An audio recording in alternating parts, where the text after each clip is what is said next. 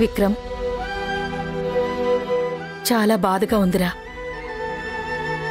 ఇంతకాలం నువ్వు ఆ రుద్రాణి ఆలోచనల్లోంచి ఎప్పుడు బయటపడతావా, తనని ఎప్పుడు మర్చిపోతావా అని ఎదురు చూశాను. నిజం చెప్పాలి అంటే అసలు ఆ రుద్రాణి నా ఇంటి కోడలు కావటం కూడా నాకిష్టం లేదు. ఎలాగైనా సరే నీకు దూరం అవ్వాలని కోరుకున్నాను. నేననుకున్నట్టుగానే ఈరోజు తన దూరం అయిపోయింది. కాని నాకు మాత్రం సంతోషంగా లేదురా. ఎందుకో తెలుసా, ఆ రుద్రాణి వల్ల ఒక కుటుంబం తలకిందులైపోయింది. ఒక భార్య, ఒక భర్త, బిడ్డ ఎవరికి వాళ్లుగా విడిపోతున్నారు. దీనంతటికీ కారణం ఆ రుద్రాణి. నీ ప్రేమ గెలవకపోయినా కనీసం ఆ కుటుంబాన్నైనా కలిపి వస్తే బావుండేదిరా. ఏవీ చేయకుండానే మధ్యలో వచ్చేశాం. ఏం చేస్తామమ్మా, నా కళ్ల ముందే రుద్రాణి చనిపోతాను అనేసరికి నాకేం చేయాలో అర్థం కాలేదు. ఆ క్షణంలో నేను గనక నిజం చెప్పకపోతే తను నిజంగానే ఆత్మహత్య చేసుకున్నది. నీ మొహం, అదెప్పుడు చావాలి? అది ఎదుటి వాళ్ళని చంపుతుంది తప్ప తను మాత్రం చావదు. నిన్ను పిచ్చివాణ్ణి చేసి నీ చేత చేయకొన్ని పనులన్నీ చేయించింది. అయినా అది చచ్చే మనిషైతే ఎప్పుడో మీ ఇద్దరికి శోభనం ఏర్పాటు చేసిన రోజు విషం తాగింది కదా, ఆ రోజే చావాల్సింది.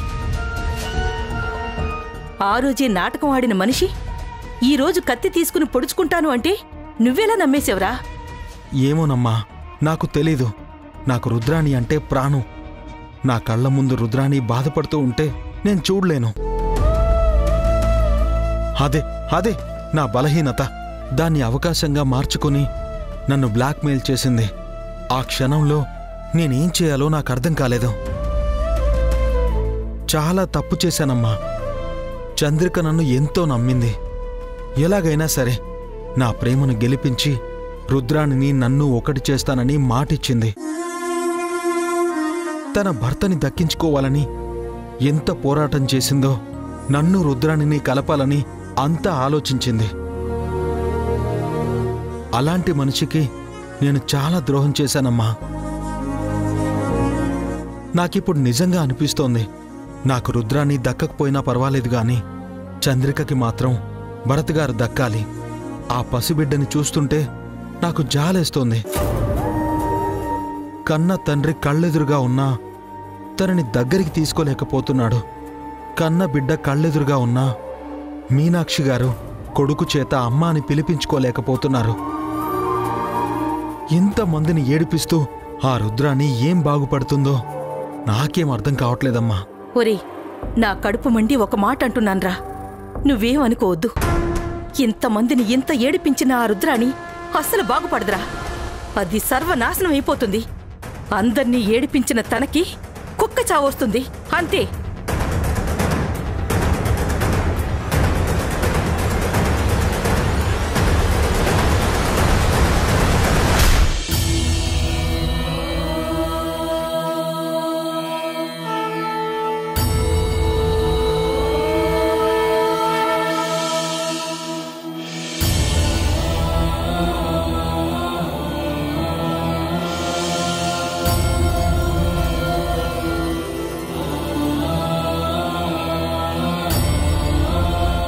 అమ్మా, ఏంటమ్మా ఇది?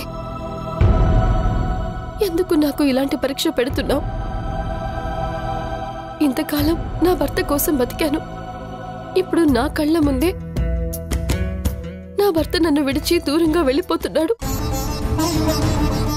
ఇప్పుడు ఆయన్ని ఆపగలిగే శక్తి నాకు లేదు. ఏ విధంగా ఆయన్ని మార్చాలో నాకు తెలియడం లేదమ్మా. ఎంత ప్రయత్నం చేసినా ఆయనకి గతం గుర్తుకు రావడం లేదు.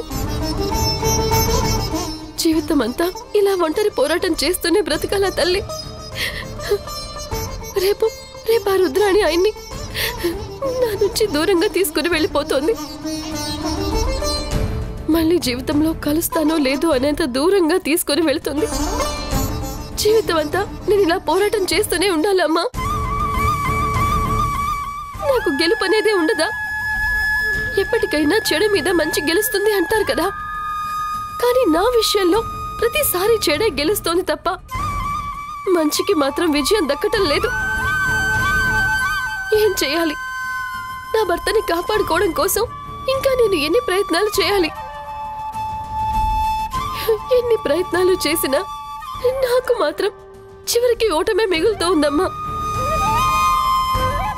అన్నీ తెలిసిన నువ్వు చివరికి నువ్వు కూడా నన్ను వదిలేస్తావా అమ్మా?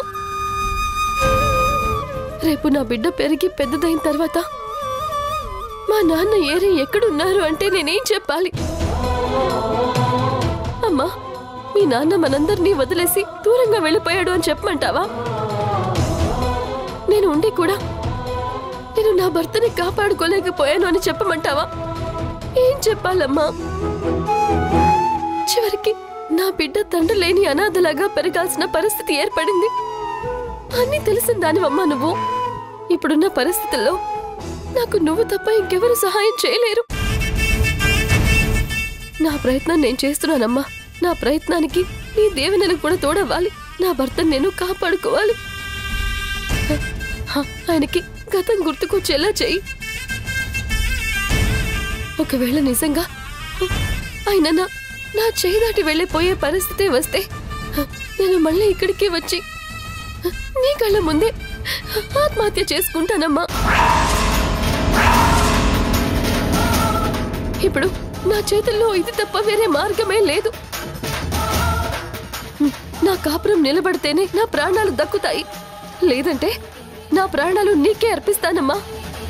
అంతా నీ చేతుల్లోనే ఉంది.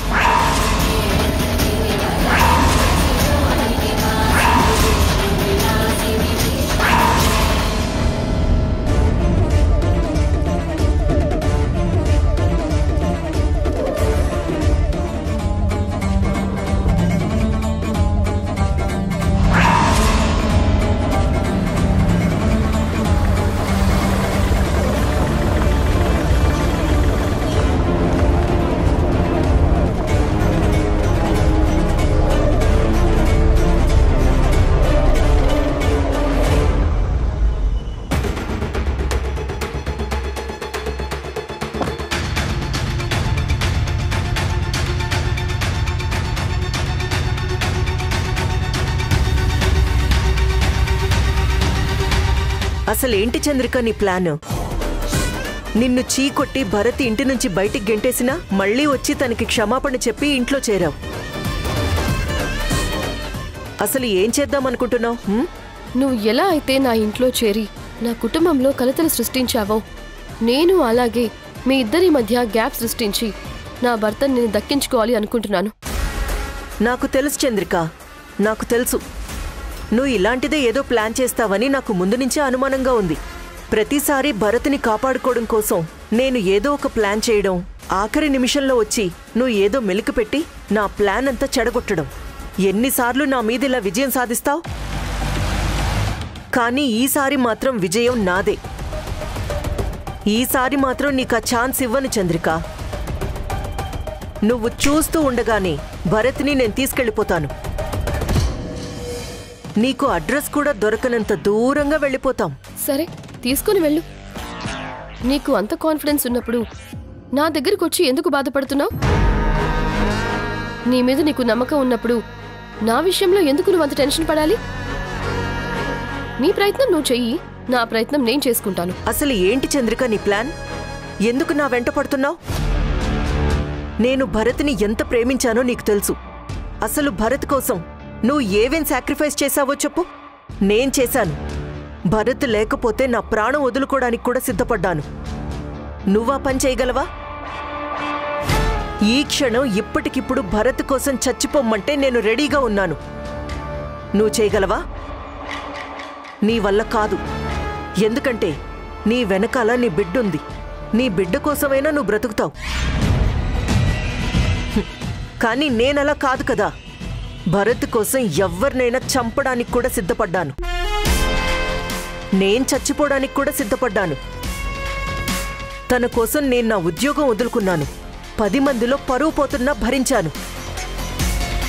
నీలాంటి వాళ్ళు నానా మాటలంటున్నా కానీ తలంచుకున్నాను. ఎన్నిసార్లు భరత్ చేతిలో చెంపదెబ్బలు తిన్నాను నీకు తెలుసా? చివరికి ఆ నీరజ లాంటి వాళ్ళు కూడా నోటికొచ్చినట్టు మాట్లాడుతుంటే పంటి బిగువున ఆ బాధని భరించాను. ఇవన్నీ నువ్వు చేయగలవా? ఇదంతా ఎందుకు చేశానో తెలుసా? భరత్ మీద నాకున్న ప్రేమ. భరత్ భార్యగా ఒక్కరోజు బతికినా నా జీవితానికి అది చాలనుకున్నాను. ఎన్నోసార్లు నువ్వు కూడా అన్నావు, గుర్తుందా? నీకేం తక్కువ, నువ్వు తలుచుకుంటే భరత్ కంటే అందగాడు డబ్బున్నవాడు నీకు దొరకడా అని. నాకు మంచి సంబంధం చూస్తానని చెప్పావు, కానీ నేను ఒప్పుకోలేదు. ఎందుకో తెలుసా? నాకు భరత్తో ఉన్నప్పుడున్న ఆ ఆనందం ప్రపంచంలో వేరే ఏ వ్యక్తితో ఉన్నా నాకు దక్కదు.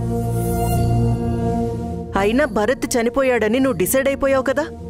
నీ కళ్ల ముందే బాంబ్ బ్లాస్టింగ్ జరిగింది.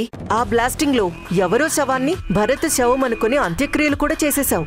తన కోసం కుమిలి కుమిలి ఏడ్చావు. కన్నీళ్లు ఇంకిపోయేంతగా కుమిలిపోయావు. మనసు రాయి చేసుకుని నీ బిడ్డ కోసం, నీ అత్తగారి కోసం బలవంతంగానైనా బతుకుని కొనసాగించాలి అనుకున్నావు. అలాగే ఉండిపోవచ్చు కదా. మళ్ళీ ఎందుకు చంద్రిక ఈ ప్రయత్నాలు? ఒకవేళ నీకు భరత్ అనేవాడు కనిపించుండకపోతే నువ్వేం చేసేదానివి? నా కర్మ ఇంతేనని సరిపెట్టుకునేదానివి కదా. ఇప్పుడు కూడా అదే చెయ్యి. దయచేసి భరత్కి మాత్రం నువ్వు అడ్డు రాకు. నీది ప్రేమ అనాలో పిచ్చి అనాలో నాకు అర్థం కావడం లేదు రుద్రాణి. నువ్వు ఏమైనా అనుకో చంద్రిక, భరత్ మీద నాకు పిచ్చి ప్రేమ, చచ్చేంత ప్రేమ.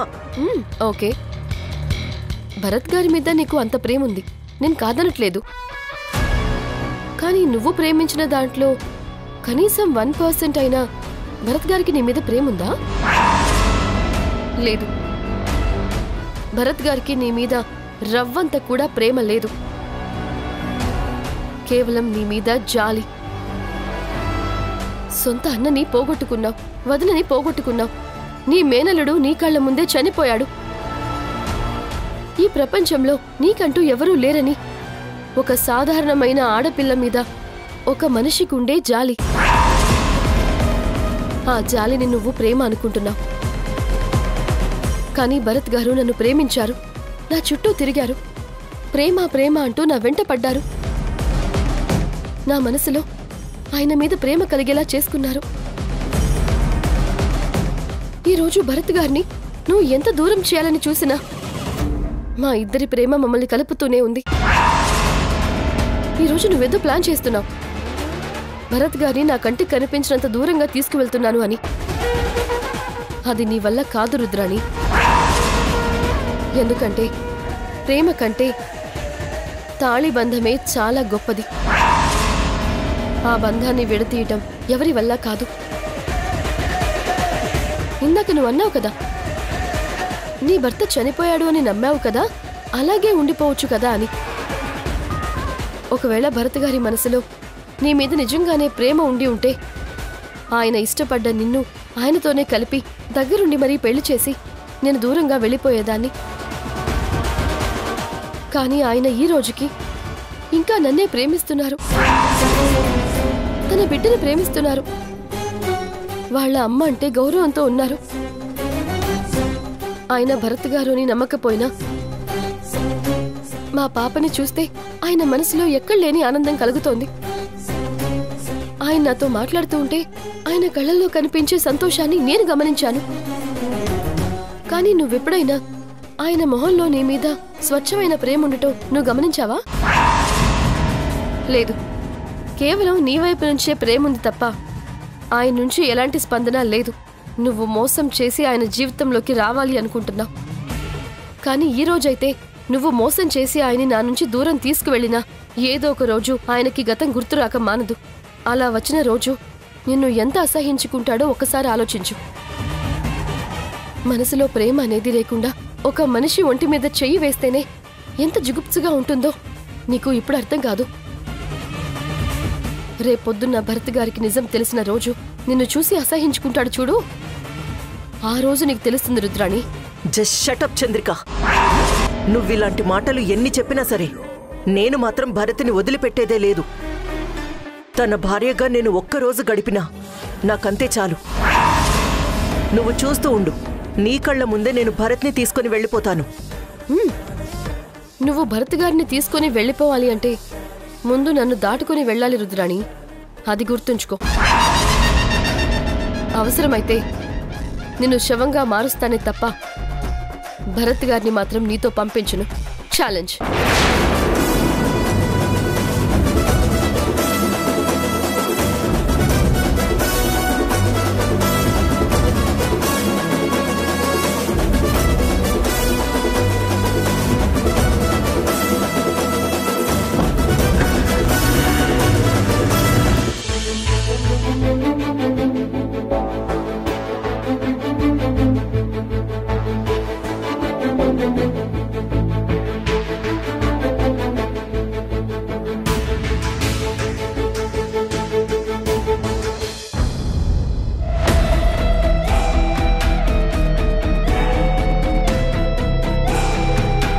నిన్న ఇక్కడికి రావద్దని చెప్పాను కదా, ఎందుకు వచ్చావు? ముందు బయటికెళ్ళు. ప్లీజ్ భరత్ గారు, ఒక్కసారి నేను చెప్పేది వినండి. Shut up. నేను భరత్ని కాదు, విజయ్ని. నువ్వు మళ్ళీ నన్ను కన్ఫ్యూజ్ చేయాలని చూడకు. ముందు నువ్వు బయటికెళ్ళు. సార్, మీరు నమ్మినా నమ్మకపోయినా మీరు మాత్రం భరత్, ఇది నిజం. నిజాల గురించి నువ్వే చెప్పాలి. నువ్వెంత నీతిపరుడువో ఆల్రెడీ నాకు తెలుసు కదా. అన్యాయంగా నన్ను రుద్రాణిని విడదీయాలని చూశావు. రుద్రానికి నీకు పెళ్లి కాకుండానే పెళ్లి అయింది అని అబద్ధాలు చెప్పావు. అవునండి, నేను అబద్ధం చెప్పిన మాట వాస్తవమే. నాకు రుద్రానికి పెళ్ళైందన్న మాట ఎంత అబద్ధమో, మీరు రుద్రానికి భర్త అనేది కూడా అంతే అబద్ధం. నేను రుద్రాణిని సొంతం చేసుకోవడం కోసం తన మెడలో తాళి కట్టానని అబద్ధం చెప్పి నేను ఇక్కడ చేరాను. అలాగే మిమ్మల్ని తన సొంతం చేసుకోవడం కోసం మీకు రుద్రానికి పెళ్ళైందని నాటకమాడి తను మీ జీవితంలో ఉండిపోయింది. సి మిస్టర్ విక్రమ్, ఇంకా నన్ను కన్విన్స్ చేయాలని చూడకు. నువ్వేంటో నీ క్యారెక్టర్ ఏంటో నాకు బాగా తెలుసు. నీ మాటలు నేను వినడానికి సిద్ధంగా లేను. మీరు నా మాటలు వినొద్దండి, కానీ మీరేంటో మీరు తెలుసుకోండి. మీరు భరత్ అనే నిజాన్ని గనక నమ్మగలిగితే అన్నీ మీకు తెలిసొస్తాయి. భరత్కి రుద్రాణి అంటే అస్సలు ఇష్టం లేదు, కానీ రుద్రాణి భరత్ని ఇష్టపడింది. అంటే మిమ్మల్ని ఇష్టపడింది. మిమ్మల్ని సొంతం చేసుకోవడం కోసం తను ఎన్నో డ్రామాలాడింది. చివరికి బాంబ్ బ్లాస్ట్లో మిమ్మల్ని తప్పించి ఎవరో శవాన్ని తీసుకొచ్చి చంద్రికకి అప్పగించింది. Please stop it. ఎన్నిసార్లు చెప్పిన కదే చెప్తావు? మీ కంటికి నేను అలా కనిపిస్తున్నాను? పిచ్చోడ్లా కనిపిస్తున్నానా? నేను భరత్ని కాదు, విజయ్ని అనే విషయాన్ని ఎవడో చెప్తే నమ్మటం కాదు. పోలీస్ స్టేషన్లో కేసు పెట్టి నా మీద నేను ఎంక్వైరీ చేయించుకున్నాను. ఆ రిపోర్ట్స్ ప్రకారం నేను విజయ్ని అని సాక్ష్యాధారాలతో సహా తేలిపోయింది. ఇంకా నువ్వు నన్ను కన్విన్స్ చేయాలని చూస్తున్నావా? ఇక నేను ఎవరు చెప్పినా వినను, నమ్మను. మీరు నమ్మిన ఆ రిపోర్ట్స్ తప్పు భరత్ గారు. మీరు ఎవరినైతే ఎంక్వైరీ చేయమని పంపించారో ఆ ఎస్ఐని రుద్రాన్ని బ్లాక్మెయిల్ చేసింది. తన ఫ్యామిలీని చంపేస్తానని బెదిరించి తను చెప్పినట్టుగా రిపోర్ట్ రాయించింది. కావాలంటే మీరు మళ్ళీ ఎంక్వైరీ మొదలు పెట్టండి. వాళ్లతో కాదు, మీ అంతటా మీరు తెలుసుకోండి. మీరెవరో మీరు తెలుసుకోవడానికి నేను మీకు సాయం చేస్తాను. ఒకవేళ మీరు నిజంగా విజయాన్ని గనక తేలితే ఆ క్షణంలో మీ కాళ్ళు పట్టుకుని క్షమాపణలు చెప్పి మీకు కనిపించినంత దూరంగా వెళ్ళిపోతాను. ఒక్కసారి నా మాట వినండి. చూడండి, నాకు రుద్రాన్ని దక్కకపోయినా పర్వాలేదు, కానీ మీరు మాత్రం చంద్రికకు అన్యాయం చేయొద్దు. చంద్రికకి మీరంటే ప్రాణం. చంద్రిక మీరు కట్టుకున్న భార్య. తను మీకోసం ఓ పోరాటం చేస్తుంది. మీరు తీసుకునే ఒక తప్పు నిర్ణయం వల్ల చంద్రికతో పాటు మీ కన్న బిడ్డ, మీ కన్న తల్లి ముగ్గురు అన్యాయం అయిపోతారు. నా మాట వినండి భరత్ గారు. రండి, మీకు నిజాలేంటో తెలియజేస్తాను.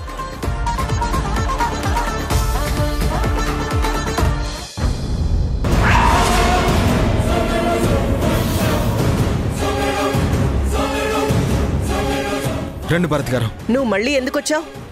ఏముంది, విక్రమ్ వచ్చి ఏం చెప్తాడో నువ్వు ఆల్రెడీ చెప్పావు కదా. నువ్వు చెప్పింది తూచా తప్పకుండా అలాగే చెప్పడానికి వచ్చాడు. నాకు తెలుసు విజయ్, నేను లేని టైం చూసి ఆ చంద్రిక ఇతన్ని పంపించి నేను చెప్పినవన్నీ అబద్ధాలని చెప్పి పంపిస్తుందని నాకు ముందే తెలుసు. అందుకే నిన్ను ముందే అలర్ట్ చేశాను. నేను లేకపోతే చంద్రిక చచ్చిపోతుందంట. నేను విజయ్ని కాదు భరత్ అని తను ప్రూవ్ చేస్తాడంట. ఇంకొక విషయం ఏంటంటే నేను ఎంక్వైరీ చేయమని చెప్పిన లేడీ ఎస్ఐని నువ్వు బ్లాక్మెయిల్ చేసావంట. యాజ్ ఇట్ ఈస్గా నువ్వు చెప్పిందే చెప్పాడు రుద్రాణి. నాకు తెలుసు విజయ్, వీళ్ళు ఎన్నెన్ని ప్లాన్స్ చేస్తారో నాకు ప్రతిదీ తెలుసు. అందుకే వీళ్ళు వేసే ప్రతి స్టెప్ గురించి నీకు చెప్తూనే వచ్చాను. చూసావుగా వీళ్ళెలాంటి వాళ్ళు. ఇలాంటి వాళ్లతో మనం మాట్లాడవేంటి? ఒక్క క్షణం కూడా నువ్వు ఇక్కడ ఉండడానికి వీల్లేదు. ఏయ్, నువ్వు ముందు బయటికి నడు. నేను వెళ్ళను. ఈ రోజు తను విజయ్ కాదు అని ప్రూవ్ చేసే వెళ్తాను. ఏయ్, ఏంటి నువ్వు ప్రూవ్ చేసేది? మర్యాదగా నువ్వు వెళ్తావా లేక మెడపట్టి బయటికి గంటాలా? విజయ్, చూస్తావేంటి? బయటికి గంటు. చూడు విక్రమ్, నా చేత మెడపట్టి బయటికి గెంటించుకోకముందే నీ అంతటి నువ్వు వెళ్తేనే మంచిది. మీరు నన్ను కొట్టండి, తిట్టండి, బయటికి నెట్టండి, ఏదైనా చేయండి, కానీ నేను మాత్రం ఈ రోజు మీకు చెప్పదలుచుకుంది చెప్పే వెళ్తాను. నువ్వు ఏమీ చెప్పాల్సిన అవసరం లేదు. ముందు బయటికెళ్ళు. ప్లీజ్ భరత్ గారు, ఒక్కసారి నేను చెప్పేది వినండి. నువ్వు బయటికి వెళ్తావా లేదా?